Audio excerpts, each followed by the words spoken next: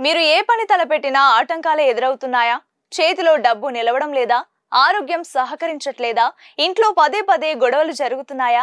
అయితే మీకు ఏలినాటి శని ప్రభావం ఉండే అవకాశం ఉంది.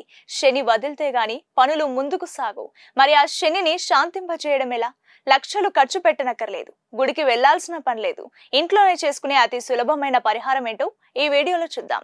సాధారణంగా శనిదేవుడు కర్మఫలదాత. మనం చేసిన తప్పులకు శిక్షలు విధిస్తాడంటారు.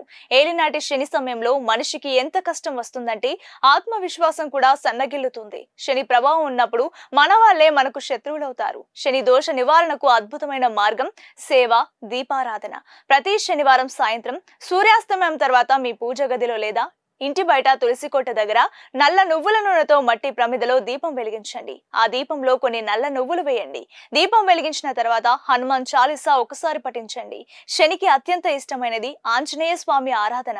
శని భయపెట్టేవాడు కాదు, బుద్ధి చెప్పేవాడు. మరిన్ని ఆసక్తికరమైన వీడియోల కోసం మన ఛానల్ ని సబ్స్క్రైబ్ చేయండి.